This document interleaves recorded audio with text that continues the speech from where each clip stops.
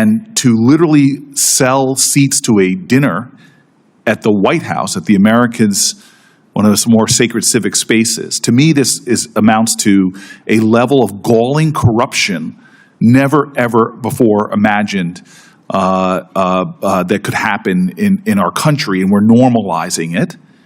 It is corrupt. It is dangerous. It is an attack on our democracy. It's a violation of the Emoluments Clause, and it is undermining this industry as a whole. Would you agree with me that my language is probably perhaps more appropriate? I would totally agree with you, and I've said similar things. The meme coins are a perfect bribery tool because they're out there, someone can buy them, and therefore, provide essentially money to the president, yet still claim, well, I'm just speculating on a meme coin. Would you agree that the way our Never in my life did I imagine I would stand here today to speak about a sitting president of the United States issuing a meme coin, a digital token, open to purchase by adversaries, rivals, or lobbyists used to profit directly from the office of the presidency. This is not innovation. This is corruption. It is an attack on our democracy, a violation of the Constitution, and a threat to national security. And yet, Congress has failed to act. I'm grateful. I think if anything we're hearing in this committee is the urgency for a market structure bill that provides the appropriate regulation. I want to jump in right away, though. Mr. Mossad, you said something that to me maybe was an understatement. I never imagined in my life I would see the President of the United States create a digital asset that is open to being purchased, a meme coin that could be purchased by anybody, anywhere, from our adversaries, our rivals, from people trying to curry favor with the United States, from people who are looking for military deals, and to literally sell seats to a dinner at the White House, at the Americans, one of the more sacred civic spaces. To me, this amounts to a level of galling corruption never, ever before imagined that could happen in our country, and we're normalizing it. It is corrupt. It is dangerous. It is an attack on our democracy. It's a violation of the Emoluments Clause, and it is undermining this industry as a whole. Would you agree with me that my language is probably perhaps more appropriate? I would totally agree with you, and I've said similar things. The meme coins are a perfect bribery tool because they're out there, someone can buy them, and therefore, provide essentially money to the president, yet still claim, well, I'm just speculating on a meme coin. Would you agree that the way our Constitution was designed, the legislative branch is supposed to provide checks and balances and oversight? And the fact that the United States Senate, has not had one oversight hearing of this corruption is a surrendering of our obligations and duties under the Constitution. It's shocking to me. I mean, he's making billions of dollars, not just from the meme coin, but from his own stablecoin. Even the meme coins have been called by the creator of Ethereum. The creator of Ethereum has called them a bribery tool. I think it's appalling that Congress has laid down. I think it is extraordinarily dangerous.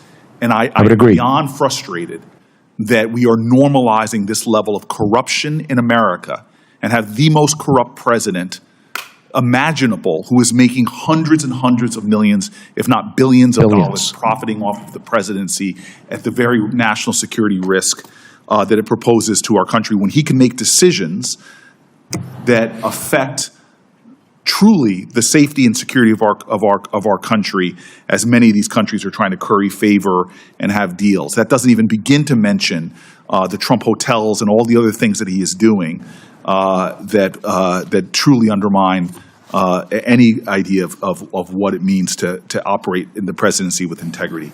I want to jump really quick, Mr. Benham, because I'm very deeply engaged and involved in trying to make sure that we land something that could deal with a lot of the challenges.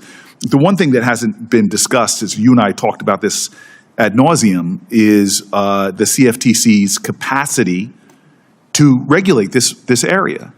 Right now, we have seen budget requests for a 2.9% decrease in funds from its 2024 request and a 5.1% decrease in personnel, which is on top of cuts made earlier this year by DOGE that threatens the CFTC's ability to oversee the $120 trillion equity and debt markets it's already responsible for, without even adding the growing crypto market into the equation as is envisioned.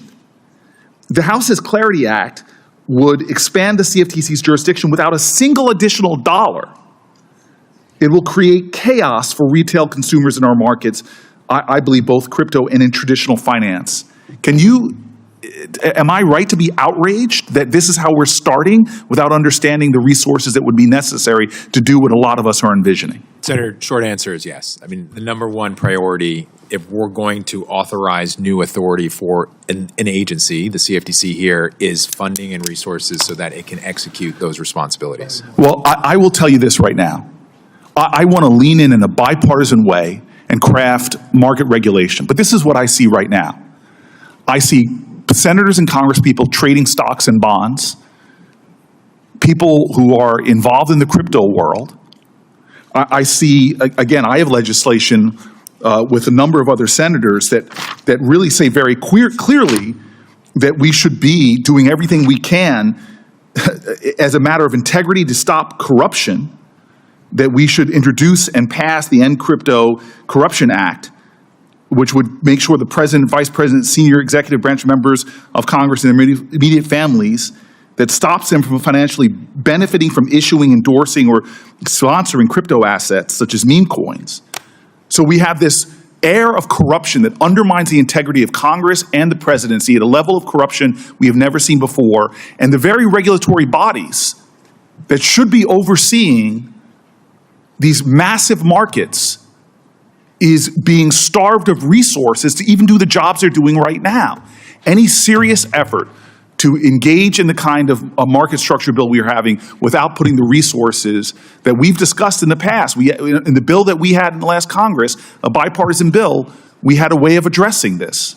And so there are a lot of structural problems I have right now, and the level and possibility of corruption, of scams, of people that can get hurt if we don't do this right is stunning to me, not to mention the very foundations of our democratic system so that we don't become some corrupt banana republic where presidents and senators and congresspeople can bilk the American people by bending the rules, corrupting the rules for their own benefit. We have got to do things different.